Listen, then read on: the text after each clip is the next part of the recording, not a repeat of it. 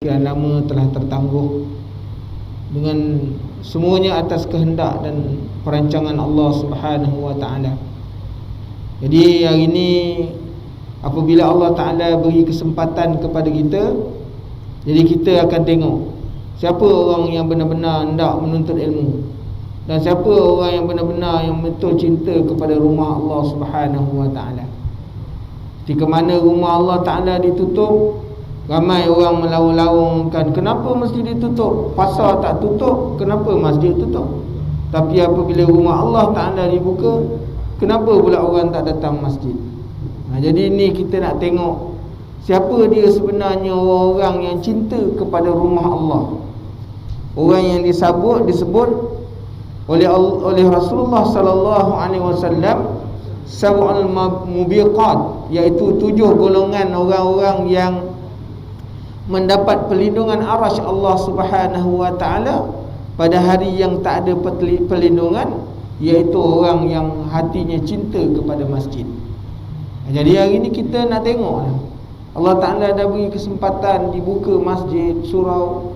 Jadi siapa yang jadi orang yang cinta kepada rumah Allah Taala? Jadi kita tengoklah sendiri-sendiri dan kita nilai iman kita sendiri. Hari tak boleh buka masjid, kita bukan main semangat nak datang masjid. Dah dibuka, semangat tak datang. Jadi gitulah dia tuan-tuan. Orang yang mana apabila dia berkata lima taquluna ma la taf'alun, dia buat, dia bercakap tapi dia tak buat. Jadi kita bimbang, kita ni termasuk na'udzubillah min zalik. Mudah-mudahan Allah Ta'ala mengekalkan kita dalam iman dan hidayah daripada Allah Subhanahu wa taala, insya-Allah.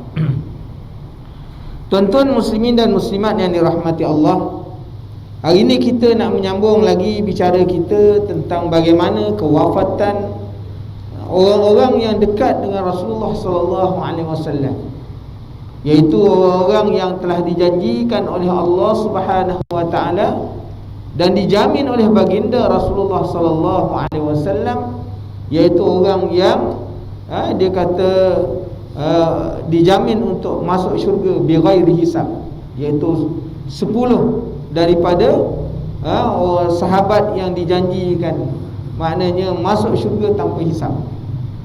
Jadi kita hari ni tuan-tuan nak masuk masjid pun ada hisab dia depan ni, kan? Tak boleh masuk walaupun kita dah penuh SOP dah pakai maknanya penutup muka, dah bawa sejadah, tapi ada hisap dia, kena ambil suhu. Tak boleh, makna suhu tak ada, tak boleh masuk walaupun semua dah siap. Mungkin kita dah penuh amalan, amalan ada, semayang ada, zakat ada, puasa ada, kan? Amal baik ada, tapi tak boleh masuk masjid, tak boleh masuk syurga Allah Subhanahu wa taala. Jadi bukan semua orang, tapi orang ini yang kita nak baca ni ialah orang-orang yang dia ni hidup pada zaman Rasulullah sallallahu alaihi wasallam. Allah Taala dah jamin dah. Dan Rasulullah beritahu kepada orang ni, Umar dakhalal jannah, Uthman dakhalal jannah, Ali dakhalal jannah. Ni orang yang dijanjikan. Tapi kita belum lagi, tuan-tuan. Muslimin dan muslimat yang dirahmati Allah, kita ni belum lagi. Dan tak ada siapa yang beri janji pada kita boleh masuk Allah dalam syurga Allah. Kalau kita masuk syurga Allah dengan rahmat Allah, kalau kita masuk neraka dengan keadilan Allah Subhanahu wa taala. Sebab tu Rasulullah sallallahu alaihi wasallam mengajarkan kepada kita, apabila kamu pada waktu maghrib, jangan kamu lupa membaca 7 kali. Meminta kepada Allah Subhanahu wa taala 7 kali. Allahumma inni as'alukal jannah, Allahumma ajirni minan nar, Allahumma inni as'alukal jannah, Allahumma ajirni minan nar. Rasulullah ajar baca berapa? 7 kali. Barang siapa yang mati pada hari itu, pada malam itu, mana Allah Ta'ala akan menghindarkan dia daripada neraka Allah Ta'ala. Ini Rasulullah sebut dalam hadis sahih. Tengok dalam kitab apa ni Sahih Ibnu Jamrah, disebutkan ada hadis ini, kan? Jadi kalau kita baca waktu subuh Allahumma ajirni minan nar, ya. Tapi pada waktu maghrib Rasulullah menyebutkan ada satu hadis tentang orang yang membaca Allahumma inni as'alukal jannah, Allahumma ajirni minan nar, kalau dia mati pada malam tu masuk syurga. Jadi dengan sebab itu tuan-tuan, pada waktu maghrib jangan baca Allahumma ajirni minan nar, dia tambah satu lagi. Minta syurga, ya Allah aku minta kepada kamu syurga, aku minta pada kamu berlindung daripada api neraka. Bukan susah sangat je tuan-tuan, 7 kali je kan. Bukan lama pun kan. Kita main game pun lama kan. Tuan-tuan orang duduk masa PKP ni tak ada kerja apa-apa, duduk rumah kan, tak ada apa pun. Jadi tuan-tuan, tak lama pun jadi kita masuk, Allah Ta'ala jadikan adanya musibah ni macam-macam faedah kita dapat, macam-macam manfaat kita dapat tuan-tuan. Muslimin dan muslimat yang dirahmati Allah, macam-macam manfaat. Orang yang tak datang dapat manfaat, orang yang datang dapat manfaat. Saya bagi tahu dengan saya punya pelajar, orang datang masjid ni manfaat dia besar. Sebab apa? Kerana semua dengan sebab dia, orang lain yang tak datang pun mana dapat. Dia datang ke masjid, dia pakai baju baru, dengan sendirinya orang tukang jahit dapat manfaat sebab dia tempah baju. Ada? Dia kalau duduk rumah je, mana ni nak pakai baju baru tuan-tuan kan? Baju itulah pagoda, daripada belakang bawa ke depan, pusing belakang balik itu je. Lepas tu bila dia datang masjid, orang jual selipar dapat manfaat. Sebab selipar dia hilang kan dia beli selipar baru, dapat manfaat. Orang jual selipar, orang tu punya rezeki dekat kita tu. Dengan sebab selipar kita hilang, dia dapat rezeki. Jadi ini tuan-tuan muslimin dan muslimat yang dirahmati Allah, nak menunjuk kepada kita kepada ni maknanya Allah Ta'ala beri kelebihan. Dengan sebab itu kita jangan maknanya hasad kepada kelebihan yang Allah Ta'ala beri kepada orang lain. Kita jangan fikirkan apa keuntungan yang dia dapat kan. Kita tak tahu berapa banyak sebelum dia dapat untung, Allah Ta'ala tarik dia punya kerugian. Jadi kita jangan fikir dia kaya sebelum dia kaya berapa lama dia jadi orang miskin. Jadi tuan-tuan muslimin dan muslimat yang dirahmati Allah, hari ini kita boleh datang ke masjid, alhamdulillah, syukur kerana ini rezeki. Doakan sahabat-sahabat kita, mudah-mudahan Allah Ta'ala beri taufik dan hidayah kepada dia boleh datang macam kita juga kan. Jadi tuan-tuan muslimin dan muslimat yang dirahmati Allah, hari ini kita nak baca dan menyambung lagi bicara tentang kewafatan para sahabat radhiyallahu anhum dan kehebatan mereka di sisi di sisi agama dan di sisi baginda Rasulullah sallallahu alaihi wasallam. Kita sambung lagi bicara kita tentang kewafatan Sayyidina Uthman bin Affan pada muka surat 112. Ini sahabat yang dianya menyusul selepas daripada Sayyidina Abu Bakar, Sayyidina Umar dan orang yang telah diberi maknanya lampu hijau oleh Sayyidina Umar, ni pengganti dia Sayyidina Uthman kan, orang yang cukup hebat. Sehingga maknanya ada satu riwayat ketika mana Rasulullah sallallahu alaihi wasallam dia duduk dengan para sahabat. Rasulullah ni bila Sayyidina Abu Bakar datang, Rasulullah menyensing dia punya baju dia sehingga nampak dia punya betis ni. Orang susah nak tengok tubuh badan Rasulullah tuan-tuan. Kalau kita ni tiap hari terdedah tapi Rasulullah ni bila Sayyidina Abu Bakar datang, Rasulullah angkat sehingga nampak dia punya betis ni. Kemudian datang Umar, dia angkat juga sehingga makna Sayyidina Umar boleh dapat melihat betis Rasulullah sallallahu alaihi wasallam yang mulia. Tapi apabila orang bagi tahu, ya Rasulullah, Umar datang nak jumpa dengan Sayyidina Uthman datang nak jumpa dengan kau, pada waktu itu Rasulullah menurunkan baju dia.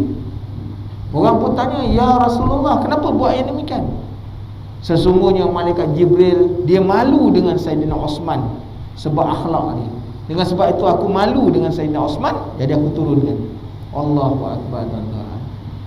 Ini sahabat yang mulia namanya Uthman bin Affan, yang ianya juga disebut di dalam sejarah Islam, iaitu Hari ni sampai sekarang, kita kalau pegang Al-Quran, kita akan kata Mashaf Osmani. Itu dia, Mashaf Osmani. Itu yang dinisbahkan kepada Sayyidina Osman bin Affan. Sampai sekarang orang bila pegang aja Al-Quran, itu namanya Mashaf Osmani. Sampai sekarang tuan-tuan, namanya disebut, sedangkan dia mati dah 1000 tahun dah. Tapi sampai sekarang bila orang kata ini tulisan Osmani, Quran Osmani, Mashaf Osmani, sampai sekarang nama dia lekat kat Quran tu. Kerana dialah merupakan manusia yang memberi sumbangan besar kepada pengumpulan Al-Quran, yang pada dahulunya, pada seketika masanya, Al-Quran ni dia dalam pelepah tamar, ditulis pada batu-batu, ditulis pada kulit-kulit kambing, dihimpunkan, diletakkan dalam satu buku, dalam satu mushaf, ditulis. Dia telah melantik para sahabat radhiyallahu anhum, penulis-penulis wahyu, duduk fikir, tulis balik. Ada ayat nasah, ada ayat mansukh, mana-mana yang telah maknanya final, tulis. Dan tak boleh maknanya menulis ayat Quran itu yang nak dimasukkan dalam mushaf, melainkan orang kalau dia kata aku pernah dengar ayat Quran daripada Rasulullah sallallahu alaihi wasallam, melainkan dia mesti bawa 2 orang saksi. Kalau tak ada 2 orang saksi, walaupun dia kata aku terima daripada Rasulullah, tak boleh terima ayat Quran. Ini begitu hebatnya Sayyidina Osman, sehingga maknanya mushaf yang kita pegang hari ni, yang ada di mana-mana dipanggil dengan Mashaf Osmani. Sebab tu tak sah orang yang baca Quran, tak sah maknanya kalau dia tidak mengikut riwayat Osmani. Walaupun baca dia betul, tapi salah satu daripada syarat sah baca Quran, dia ada 3. Pertama, mestinya menggunakan makna Osmani. Dia mesti sah dari sudut apa? Daripada nahwu, dari segi sarafnya, guna bahasa Arab dan menggunakan Mashaf Osmani. Itu syarat. Jadi nak tuan-tuan muslimin dan muslimat yang dirahmati Allah, ini sahabat yang cukup hebat, kan?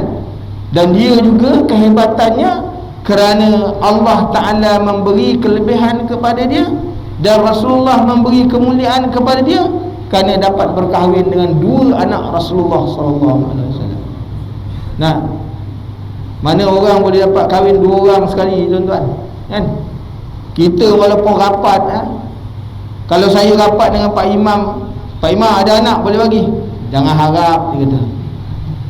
Tak dapat, tuan-tuan, tak dapat. Ini bila matinya anak Rasulullah SAW yang dikahwini oleh Uthman, digantikan dengan seorang yang lain.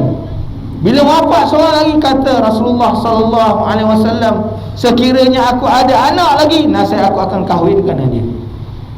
Allahu Akbar. Tak ada orang boleh buat macam tu, tuan-tuan. Kenapa? Kehebatan Sayyidina Osman bin Affan. Ni kemuliaan dia lah.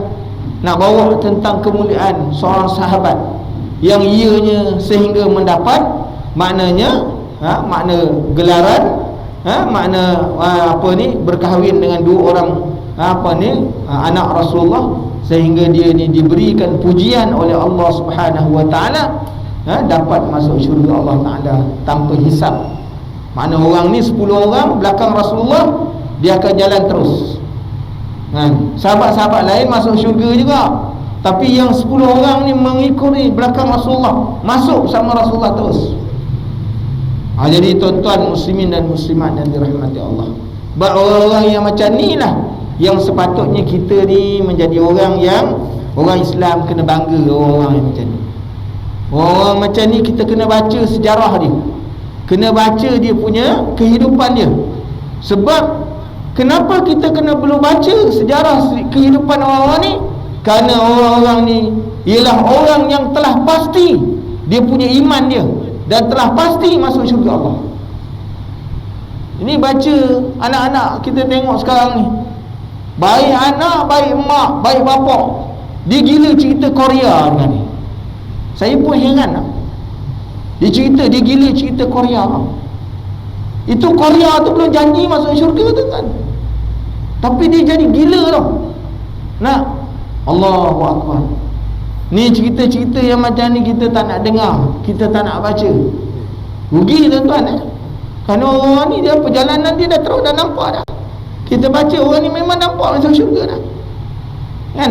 Sebab tu kita nak menuruti orang-orang yang macam perjalanan hidup. Kerana bila kita baca kisah-kisah orang-orang soleh ni, maka akan turun rahmat Allah Ta'ala kan. Yanzilur rahmat, akan turun rahmat Allah. Jadi tuan-tuan, itu sedikit. Kalau tuan-tuan nak tahu dia punya kehidupannya, tuan-tuan boleh tengok dalam kitab Hayatus Sahabah. Kitab Hayatus Sahabah ada 3 jilid, telah diterjemah dalam bahasa Rumi lah. Asalnya bahasa Arab, kan dah ada dalam bahasa Rumi, mana kita boleh baca kehidupannya. Qala musannifu rahimahullahu ta'ala wa nafa'ana Allah bi'ulumihi fi daraini. Peristiwa tragedi terbunuhnya Osman sangat dikenali dalam sejarah. Orang sebut dia Saidina Osman, maka orang tahu ni sahabat yang mati ketika dibunuh kan. Mati dibunuh orang, dan dia mati syahid. Dia ikut perang dengan Rasulullah, banyak peperangan dia ikut dengan Rasulullah, tapi tak meninggal dunia tuan-tuan. Dia tidak meninggal dunia dalam peperangan jihad fi sabilillah. Saidina Umar tidak wafat ketika mana jihad. Tak jihad, mati bukanlah sebab jihad, tapi dia mati kepada tangan musuh. Bukan dalam jihad, tapi dalam keadaan aman, tapi mati syahid. Dia mati syahid kan. Ini sahabat ni namanya Osman bin Affan kan. Disebutkan oleh Abdullah bin Salam menceritakan, ini peristiwa ni diceritakan oleh seorang sahabat. Aku menemui saudaraku iaitu Osman untuk menyelamatkannya ketika dia sedang dikepung. Waktu dia nak menunai ini, dia juga merupakan sahabat yang mati ketika mana nak pergi solat kan. Ni mati orang-orang yang kiranya baik. Sebab tu kita ni tuan-tuan muslimin dan muslimat yang dirahmati Allah, mati kita ni mengikut macam mana amalan kita. Diikut macam mana amalan. Orang suka main golf, di situlah tempat dia ni. Ada. Ni kita nak risau-risau dah. Main game tiap-tiap hari, takut mati ketika main game. Ni kita risau tuan-tuan. Ini kita risau kerana dia mengikut bagaimana amalan kehidupan manusia. Ada orang menyanyi, mati waktu menyanyi. Ada satu kisah, dia ni mati ketika mana berzina. Kerana hidup dia memang macam tu. Dia ni berzina, dia nak pergi haji. Oleh kerana dia ni kehidupan dia memang tiap-tiap hari macam tu, nak pergi haji, besok dah pergi haji, tak boleh berzina. Dia berzina dulu. Nak pergi haji, nama dah tulis dah semua. Ketika mana dia berzina sebelum pergi haji, dia mati sebelum pergi haji. Waktu dia berzina, dia mati. Allahu Akbar. Jadi tuan-tuan muslimin dan muslimat yang dirahmati Allah, sebab tu kita hidup ni kena mulazamah, kena sentiasa dengan kebaikan. Walaupun kita ni bukan orang baik-baik, kita ni bukanlah orang baik-baik tuan-tuan.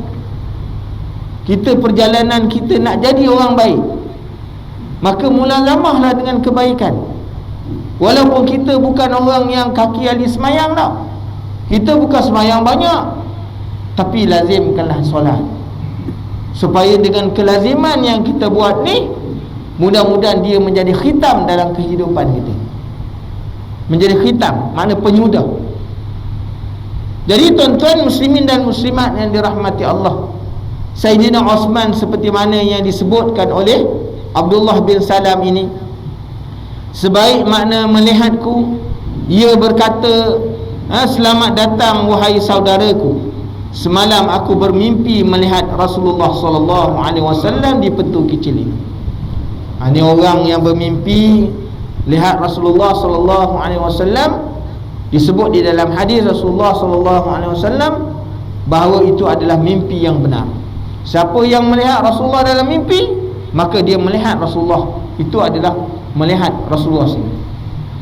Kan? Kerana syaitan, kata Rasulullah, dia tidak akan boleh menyerupai aku. Tak? Jadi orang, tapi bukanlah semudah-mudah itu kita nak boleh dapat ni. Tengok tuan-tuan, lepas Isa gokok, dia kata aku mimpi Rasulullah. Tak jadi. Ini Rasulullah makruh-makruh ni pun tinggal. Kan? Rasulullah makruh pun tinggal. Siapa makan bawang Rasulullah dah marah dah. Apa dah lagi makna benda isap benda yang makruh, yang dilarang, ada bau. Kan? Jadi maknanya orang yang melihat dalam mimpi, dia seolah melihat Rasulullah di alam nyata. Kan? Jadi dengan sebab itu amalan-amalan ada disebutkan oleh ulama-ulama bagaimana amalan-amalan orang yang nak boleh melihat Rasulullah sallallahu alaihi wasallam dalam mimpi ni. Tapi salah satu daripada amalan yang perlu maknanya jaga, orang yang nak dapat melihat Rasulullah, yang nak dapat mimpi Rasulullah, hendaklah dia melazimkan selawat kepada Rasulullah sallallahu alaihi wasallam. Naklah dia melazimkan berselawat. Kalau selawat pun tak pernah, jangan harap dia nak mimpi Rasulullah sallallahu alaihi wasallam. Ada seorang pelakon, tuan-tuan, ni berlaku di Mesir. Berlaku di Mesir cerita ni. Dia ni seorang pelakon. Dia wanita. Dia dulu berlakon sebelum dia berlakon satu filem tentang ahli tasawuf. Kisah sebagaimana jadi ahli tasawuf. Dia berlakon sebagai Rabi'atul Adawiyah. Ada. Dia sebelum berlakon bila tu, dia memang banyak buat maksiat. Kan? Banyak buat maksiat. Tapi oleh kerana dia ada satu director buat satu filem tentang cerita Rabi'atul Adawiyah, kerana Adawiyah ni dia berselawat kepada Rasulullah 10,000 satu hari. Jadi kau nak berlakon ni, nak ambil watak ni, kau kena selawat lah. Dia pun berselawat. Nak menghidupkan watak ni, dia berselawat satu hari 10,000 dalam cerita ni lah. Sehingga pada satu hari dia bermimpi Rasulullah sallallahu alaihi wasallam. Allahu akbar, tuan-tuan. Sehingga dia dapat hidayah lepas tu, kan? Dia menjadi seorang perempuan solehah dan mati dalam keadaan yang solehah. Ini dia, tuan-tuan, muslimin dan muslimat yang dirahmati Allah. Tak boleh banyak, tuan-tuan, kita berselawat, kan? Sekurang-kurangnya 10 kali selawatlah pada Rasulullah. Kan? 10 kali dah. Satu kali berselawat makna dapat 10. 10 kali dapat 100. Kan? Siapa yang berselawat sekali, kata Rasulullah, Allah Ta'ala balas 10. Mana kalau 10 kali, kalau 5 waktu berselawat 10 kali dan 500, tuan-tuan. Orang yang boleh berselawat 1000 kali sehari, maka tidak ada syak pada dia untuk dapat masuk syurga Allah. Ni cerita bab selawat ni cerita hebat, tuan-tuan. Kan? Itu lazimkan selawat sekurang-kurangnya Allahumma salli ala Muhammad. Paling pendek lah, Allahumma salli ala Muhammad, Allahumma salli ala Muhammad. Kan? Lazimkan berselawat. Jadi dia ni, Sayyidina Osman telah bermimpi bertemu Rasulullah sallallahu alaihi wasallam. Dan kita perlu ingat juga bahawa mimpi orang soleh ini adalah mimpi yang benar. Mimpi orang soleh, mimpi orang benar. Dia tak ada bohong, tuan-tuan. Kan? Yang kita tengok dia ni solehnya dari sudut apa? Ibadatnya, kehidupannya, rumah tangganya, perjalanan hidup dia. Kalau dia kata aku bermimpi macam ni, mana mimpi dia tu hampir kepada kebenaran. Sebab mimpi orang soleh. Kan? Kerana apa? Kerana mimpi orang soleh ini dia dekat kepada wahyu. Cuma belum jadi wahyu je lagi. Dia belum jadi wahyu je lagi. Dia dekat kerana kesolehan dia tadi. Kan? Lalu beliau bertanya, wahai Osman, mereka mengepung? Aku menjawab, ya, beliau tanya lagi, mana Rasulullah tanya lagi, mereka membuatmu haus? Aku jawab, ya. Beliau lalu menghulurkan sebuah timba berisi air, kemudian aku minum sampai hilang dahagaku, sehingga aku merasakan sejuknya air itu di sela-sela dada dan kedua bahu. Beliau berkata lagi, apabila engkau memerangi mereka, maka engkau akan menang. Tapi apabila engkau membiarkan mereka, maka engkau boleh berbuka di sisi kami. Aku memilih berbuka di sisinya, dan benar Osman akhirnya terbunuh. Ini peristiwa berlaku sebelum daripada kewafatan Sayyidina Osman. Dia telah dapat mana petunjuk dalam mimpinya bahawa Rasulullah beritahu begini. Kesudahan kau macam ni lah, kan? Kalau kau nak lawan orang yang nak membunuh kau ni, nasaya Allah Ta'ala akan beri kemenangan. Tapi kalau kau tak lawan pun, engkau akan dapat kebaikan yang lain. Kepada orang-orang yang hadir pada waktu itu, Abdullah bin Salam bertanya, apa yang dikatakan oleh Osman saat itu, yang dalam keadaan berlumuran darah kerana luka yang parah? Mereka menjawab, aku mendengar ia berdoa, ya Allah, satukanlah umat Muhammad sallallahu alaihi wasallam. Diulangnya beberapa kali. Mendengar jawapan itu, Abdullah bin Salam berkata, demi Allah yang jiwaku berada di dalam kekuasaannya, seandainya Osman tidak berdoa seperti itu, sampai kiamat sekalipun mereka tidak akan pernah bersatu. Ini doa orang soleh ni tak, tuan-tuan. Sebab tu kita kalau pergi mana-mana, jangan lupa minta doa orang soleh. Doa ibu bapa ni doa orang soleh, doa orang perkenan, tuan-tuan, kan? Jangan lupa minta doa orang soleh. Sebab doa-doa orang soleh ni dia makbul, dia mustajab, kan? Kita hari ni duduk dalam masjid ni, keberkatannya kerana apa, tuan-tuan? Doa orang soleh, kan? Kerana doa mereka dulu, kerana kehidupan pada mereka hidup waktu tu, maknanya dia belum banyak masalah lagi. Walaupun kehidupan mereka dah jauh daripada Rasulullah sallallahu alaihi wasallam, tapi pada waktu itu dia punya cabarannya, maksiatnya, dia tak sehebat macam waktu sekarang. Dengan sebab itu maknanya doa-doa mereka ni masih lagi luas, maknanya terbuka luas, dia punya makbulnya lebih terbuka luas daripada kita yang ada pada waktu sekarang. Waktu sekarang ni, tuan-tuan, dia punya mehnahnya banyak, cabarannya banyak, tipu dayanya banyak. Sebab tu kita susah.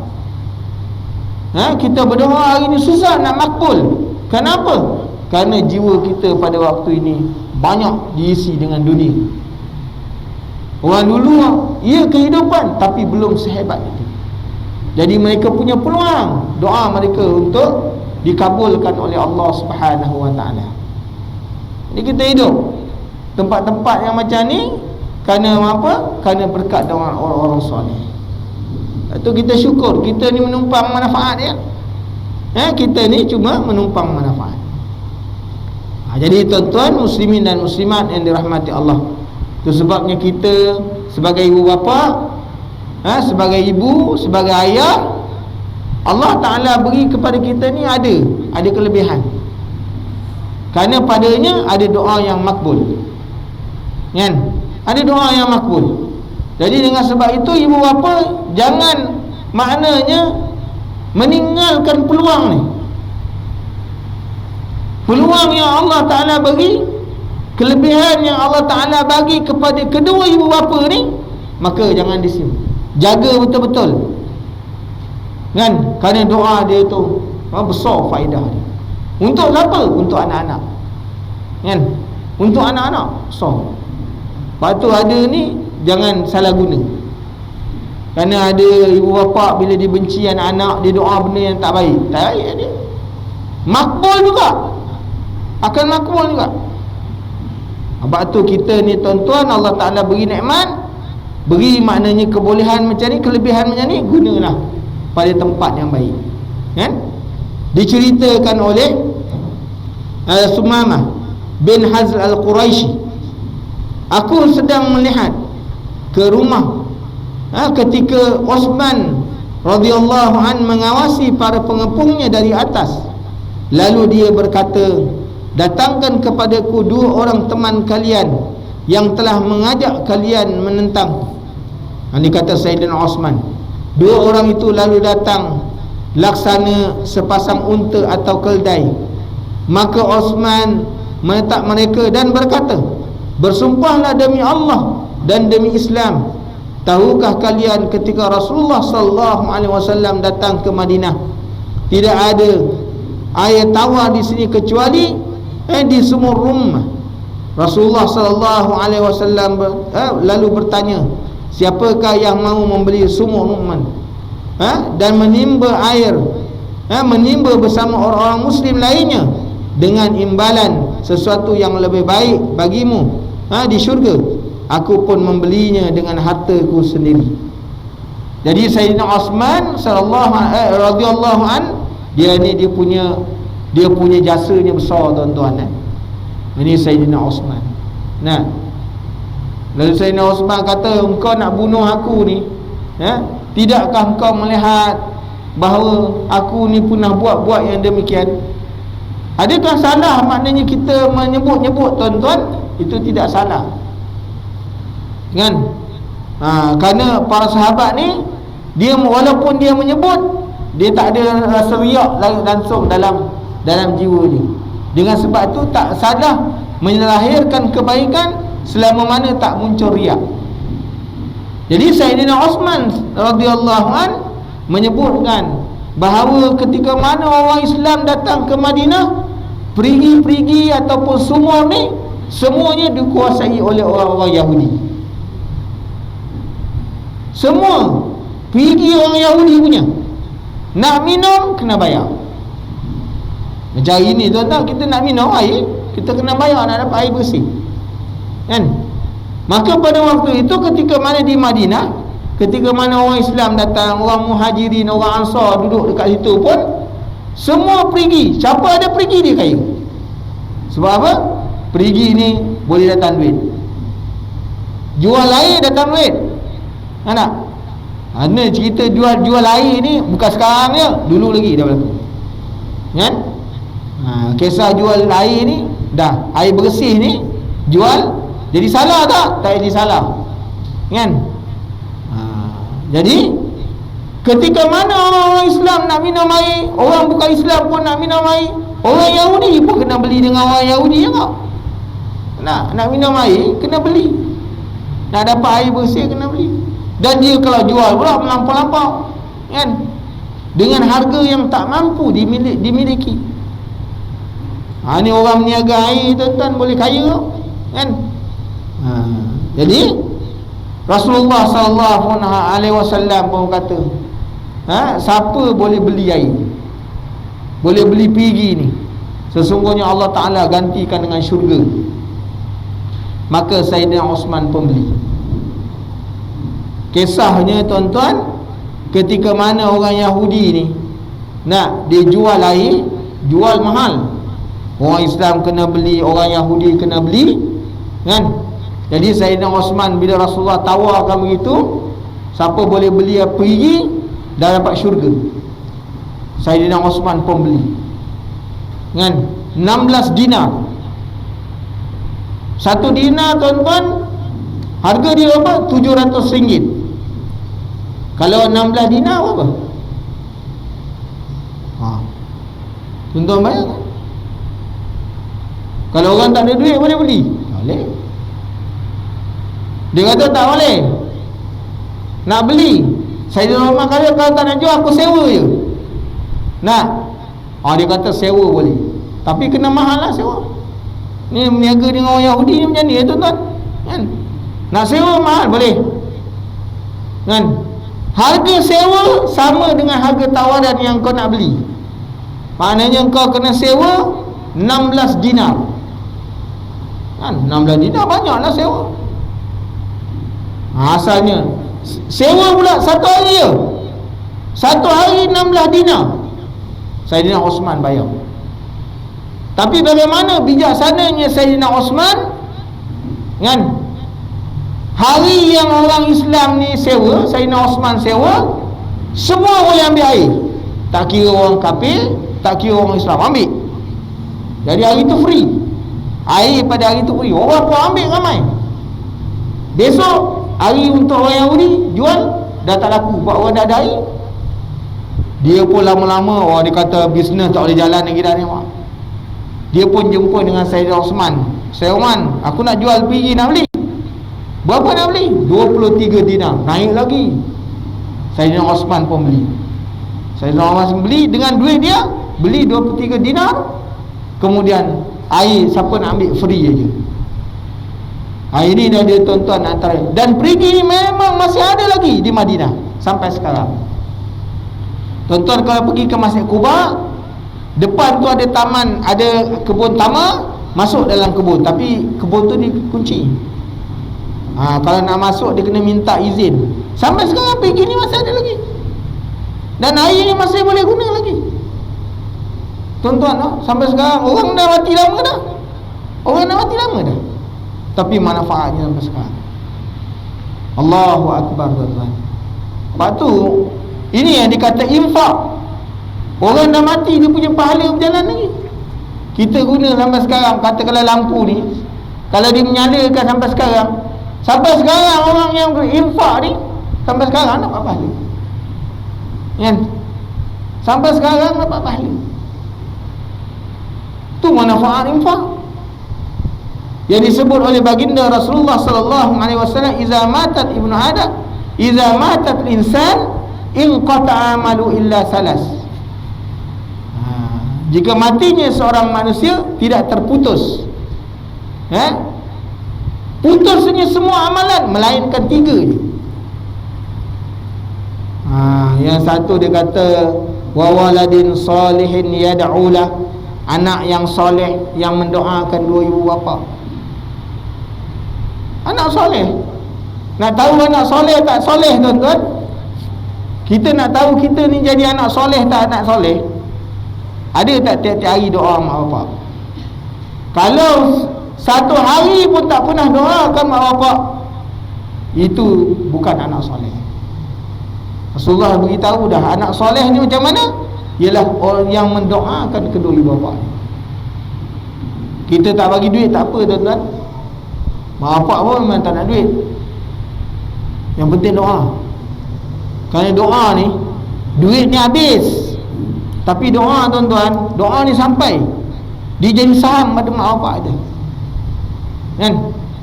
Dia doa, Allahumma ighfir lana dhunubana, kan? Allahumma ighfir li wa liwalidayya. Doa mak bapak dapat terus pada mak ayah kita. Sebab tu jangan jadi orang yang bakhil. Hari ni kita hidup, tuan-tuan, jasa mak bapak kita boleh hidup sebab dia lahir kita. Apa cara nak balas? 2 perkara yang disebutkan oleh Rasulullah sallallahu alaihi wasallam. 2 perkara. Pertama, doakan kedua ibu bapa. Ini amalan walaupun mak bapak dah meninggal dunia, dia akan berterusan. Yang keduanya, sedekah. Kan? Sedekatun jariyah. Mana sedekah jariyah yang kamu niatkan untuk mak bapak kamu, dia akan sampai. Bayangkanlah, tuan-tuan, masjid ni kalau ada orang sedekah atas nama mak bapak dia, sampai sekarang masjid ni ada tak? Berapa banyak saham mak bapak? Tuan-tuan, kita PKP, orang tak boleh bekerja, putus, sumber putus. Tapi PKP berlaku 2-3 bulan, dengan sebab sedekah, mak ayah terus dapat lagi. Dia bukan berhenti, tuan-tuan, dia pun.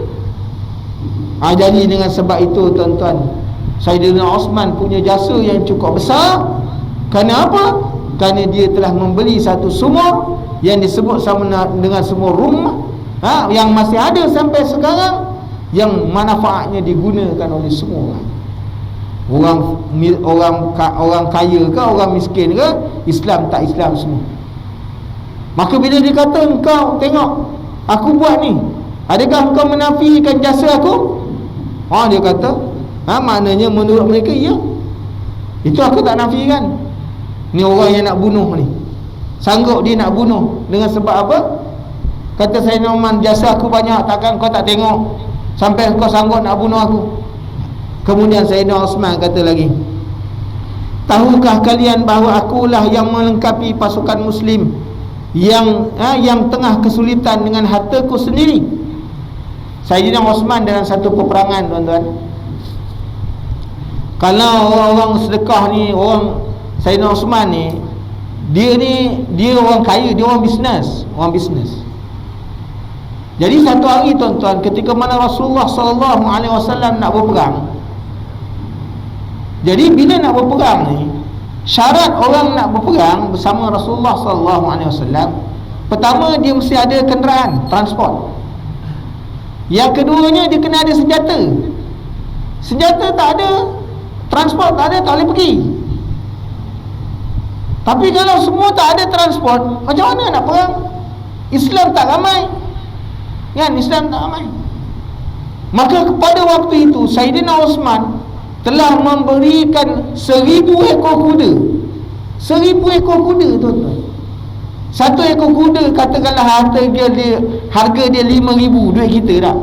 Kalau 1000 berapa dia belanjakan untuk bagi kuda supaya orang Islam dapat pergi perang. 1000 ekor, tuan-tuan. Allah, banyaknya. Kita kalau nak bagi kereta pun fikir-fikir 1000.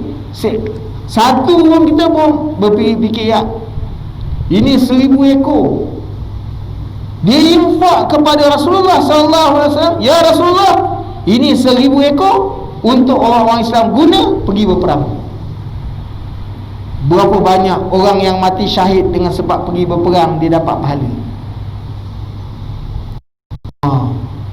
Kita tak boleh nafi, dia punya pahalanya banyak lah, tuan-tuan. Pahalanya banyak, kan? Maka orang tu pun jawab, ya. Mereka jawab, ya, kami tahu itu memang kau punya jasa. Maka Osman pun berkata lagi, tidakkah kalian mana saat menjadi masjid jadi terlalu sempit kerana makin banyak jamaahnya. Lalu Rasulullah SAW bersabda, siapa yang mahu membeli tanah keluarga si fulan dan si fulan dengan imbalan sesuatu yang lebih baik baginya syurga. Jadi ketika mana Rasulullah SAW duduk di Madinah, Rasulullah sampai di Madinah, orang Islam pada waktu itu dah ada 250,000, ramai. Jadi bayangkan ketika mana dah Rasulullah duduk, jadi masjid Rasulullah sempit, dah tak ada ruang untuk orang semayang. Kalau kita melihat sejarah, maknanya Masjid Nabawi itu, rumah Rasulullah bersebelahan, dia bercantum dengan masjid. Asal masjid tu sampai sekarang masih kita boleh lihat. Rumah Rasulullah tu dia punya makam, kemudian mimbar yang pertama sampai situ je rumah masjid Rasulullah. Adapun mimbar yang kedua, itu bukan masjid Rasulullah lagi. Itu adalah perluasan pada zaman khulafa. Kita nak tahu yang dikatakan rumah masjid Rasulullah ialah raudhah. Orang yang tukang azan tu, yang duduk di bawah bumbung tu, itu bukan raudhah, dia tak termasuk. Raudhahnya sedikit di antara rumah dengan mimbar, itu je, maknanya terlalu sikit. Jadi tuan-tuan muslimin dan muslimah yang dirahmati Allah, nak besar kan tak boleh, kerana rumah Rasulullah dengan masjid itu dikelilingi oleh rumah-rumah yang lain. Maka Sayyidina Osman beli setiap tanah-tanah yang dimiliki oleh para sahabat yang duduk dekat rumah Rasulullah, yang dekat dengan masjid, beli, besarkan masjid. Itu merupakan duit Sayyidina Osman. Tuan-tuan, sampai sekarang kita tengok, ini jasa-jasa dia yang tak boleh kita nafikan. Jadi insya-Allah nanti kita tengok, kita akan sambung lagi bicara kita, tuan-tuan muslimin dan muslimat yang dirahmati Allah, tentang perjalanan hidup dan kesudahan seorang sahabat yang mulia namanya Uthman bin Affan radhiyallahu an. Mudah-mudahan Allah Taala memberkati kita insya-Allah.